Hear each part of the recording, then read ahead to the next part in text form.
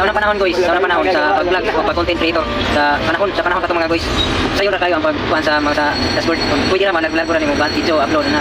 Mag-upload gani mo mag-content creator o kanang sa nato sit up mo kuanta sit up to account sa tuang dashboard o mo kuanta na natay pilapan na.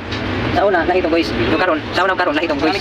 Naay kuan, naay karon panahon karon mga guys. Stricto na kayo sa atong feeds, atong dashboard nato sa Facebook. Manang karon nga atong i-kuan nato, i-realize nato ug atong ma-kuan nato sa pag-content creator mga guys. O bakit nyo lang dalataw to ninyo ang dashboard mga guys sa namay sit up account mga guys. O atong i-kuan nato pilapan nato kan sa kuan sa dito sa sit up account sa Facebook page sa mga guys. O daghan yung salamat mga guys. O atong i-kuan mga guys sa tuang feed sa tuang Facebook o katong tan-awon.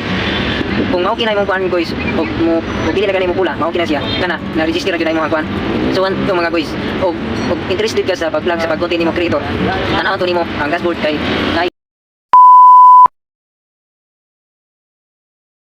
register ito og imo ang pilapan nimo dito.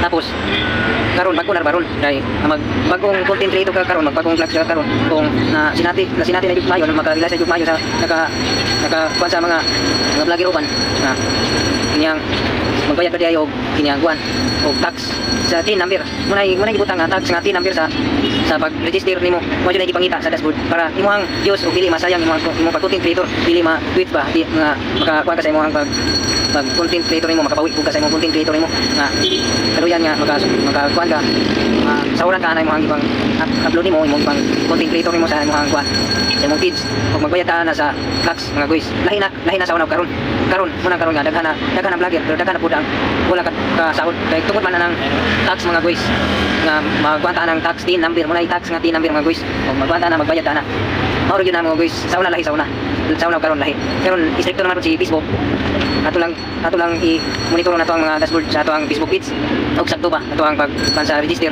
ug kuan sa ato ang tax nato sa ato ang kuan magbayad ta na una karon dagdagan ng milyon sa kuan lahang feed sa ilang feeds daghan milyon sa ilang mga video sa ilang ibang content creator nila nya wala pa sahod tungod man gud nang stricto si Facebook tapos mo register ka na sa Facebook ug sa mauna na siya dala na sa YouTube una karon nga magbayad jud og tax daghan wala sweldo ni Facebook tungod sa nakay bayron na magbayad ka na mo lagi buhat nga dashboard mga guys ug daghan yung salamat mga guys mao to ang akong panyo mga guys monitoran niyo ang Facebook sa inyong dashboard kung interested mo sa inyong content creator ay mo patuyang og upload sa inyong ibang video tanawan ninyo kung sakto ba pag-register para dili sayang ang inyong content creator para makabawi sa mo sa inyong ginagawan sa pag-video sa mga sa views sa mga view mga idol. Daghang salamat yung idol. Mao to ang mga guys, daghang salamat.